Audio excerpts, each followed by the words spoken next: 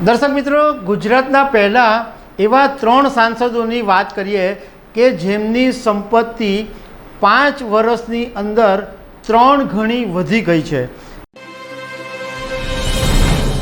નમસ્કાર દર્શક મિત્રો, ગુજરાતની અંદર 12 સાંસદો એવા છે કે જેમની કુલ સંપત્તિ 153 કરોડ રૂપિયા હતી। 12 સાંસદોની વાત કરું છું, પણ આજે એ મિલકત વધીને 305 કરોડ થઈ ગઈ છે।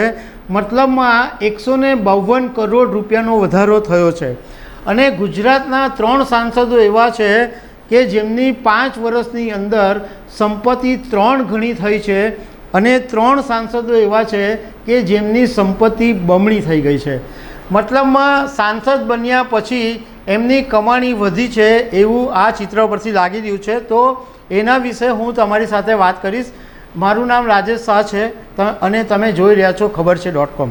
દર્શક મિત્રો, ગુજરાતના પહેલાં એવા 3 સાંસદોની વાત કરીએ કે જેમની સંપત્તિ 5 વર્ષની અંદર 3 ગણી વધી ગઈ છે। એમાં સૌથી પહેલું નામ છે જામનગરના સાંસદ પૂનમબેન માડમ। એમની 2019ની અંદર સંપત્તિ માત્ર 39.27 એટલે 39.27 કરોડની સંપત્તિ હતી, પરંતુ 2024માં એમણે જે એફિડેવિટ કર્યું એમાં એમની સંપત્તિ સીધી 147.70 કરોડ થઈ ગઈ। મતલબમાં ટકાવારીમાં જોઈએ તો 276% એમની સંપત્તિ વધી ગઈ। બીજા નંબર ઉપર મનસુખભાઈ વસાવા, જેમની 2019ની અંદર માત્ર 68 લાખ રૂપિયાની સંપત્તિ હતી નેટવર્ક, અને એમનું 2024ની અંદર 2.54 કરોડની સંપત્તિ થઈ ગઈ। મતલબ મનસુખ વસાવાની સંપત્તિ પણ 5 વર્ષની અંદર 273% વધી ગઈ। ત્રીજા સાંસદ છે રાજેશ ચુડાસમા। એમની સંપત્તિ 2019માં 1.8 કરોડ હતી, એ સીધી 3.3 કરોડ થઈ ગઈ। મતલબમાં 208% એમની સંપત્તિ વધી ગઈ। આ 3 સાંસદો એવા છે કે જેમની સંપત્તિ 3 ગણી વધી। હવે બીજા 3 સાંસદોની વાત કરીએ કે જેમની સંપત્તિ લગભગ બમણી થઈ ગઈ છે 5 વર્ષની અંદર। એમાં દેવુસિંહ ચૌહાણ છે।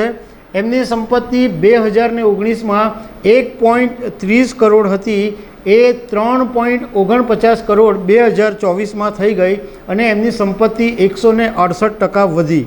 બીજો એક નંબર છે વિનોદ ચાવડા। એમની સંપત્તિ 2019માં 3.29 કરોડ હતી, એ 7.8 કરોડ 2024માં થઈ ગઈ, એમની સંપત્તિ 115% વધી ગઈ। બીજા એક સાંસદ છે જસવંતભાઈ ભાભોર। એમની સંપત્તિ 2.35 કરોડ રૂપિયા 2019માં હતી, પણ હવે 2024માં 4.83 કરોડ થઈ ગઈ છે। મતલબમાં એમની જે સંપત્તિ છે એ 105 કરોડ વધી છે। હવે બીજા સાંસદોની વાત કરીએ કે જેમની સંપત્તિ પણ વધી છે, એમાં ભરતસિંહ ડાભી। એમની 2019માં 3.77 કરોડની સંપત્તિ હતી, એ 2019માં 6.89 કરોડ થઈ ગઈ, 81% વધી છે। અમિત શાહની સંપત્તિ 40.32 કરોડ રૂપિયા 2019માં હતી, એ વધીને 65.67 કરોડ રૂપિયા થઈ ગઈ છે, એટલે એમની સંપત્તિ પણ 62% જેટલી વધી છે।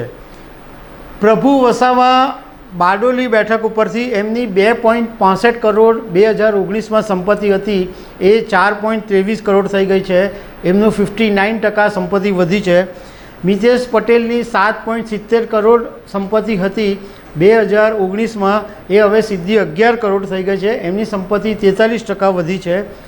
હસમુખ પટેલ 6.82 કરોડ 2019માં સંપત્તિ હતી, અત્યારે એમની સંપત્તિ વધીને 8.64 કરોડ થઈ ગઈ છે, એટલે 26% વધી છે। આ બધા વચ્ચે એક આશ્ચર્યજનક આંકડો એ સામે આવ્યો છે કે CR પાટીલની સંપત્તિ 2019 અને 2024ની કમ્પેરિઝનમાં 10% ઘટી છે।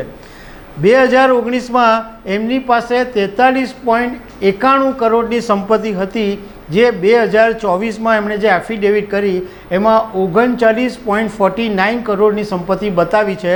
મતલબમાં એમની સંપત્તિ 10% જેટલી ઘટી છે.